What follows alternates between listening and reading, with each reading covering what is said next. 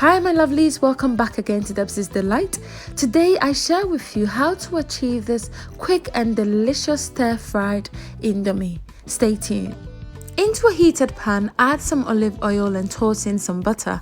Don't worry, as we go on, I'll share the ingredients with you, okay? Add some chopped red onions to this and let it fry until it's translucent. Add some chopped habanero pepper. If you like a lot of heat, adjust and add more, but I am not able to tolerate a lot of heat at all. So I added as to my preference. So add as to your preference as well, okay? I'll also add the hard part of my chopped scallions. Once that fries for about 30 seconds, I'll come in with my carrots, as carrots tend to be hard, and so I add it earlier than most of the vegetables.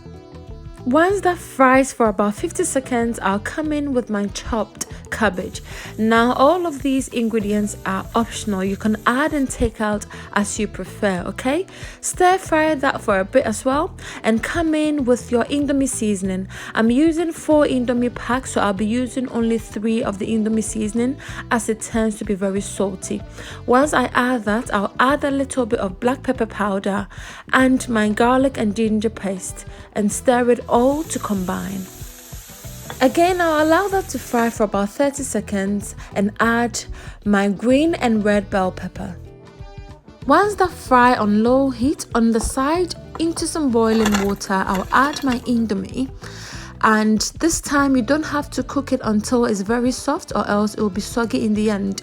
So once it comes to a boil and it starts separating like so, the Indomie is ready. You have to take it out at this point, strain it, and then come back and add it to your Indomie base, okay? Making sure that all the water has been drained out, I'll then add the strained Indomie to the Indomie base and allow that to fry on medium-low heat for another minute, and it is ready. For more pop of color, I will add the soft part of the scallions, stir it to combine for another 30 seconds, and our Indomie is good to go. But guys, what is Indomie without some good fried eggs?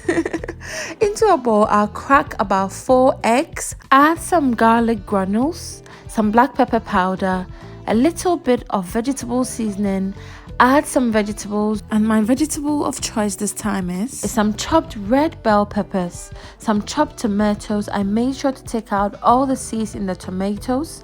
I'll also add some chopped green bell pepper, stir it or whisk it all together to combine and get it ready for frying. Again, you can use any vegetable of your choice, but this combo right here is simply delicious.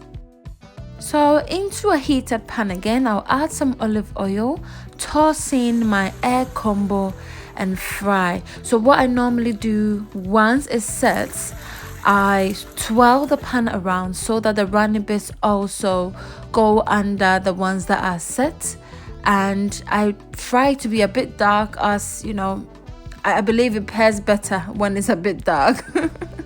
So our egg is ready, everything is ready now. I'll serve and enjoy.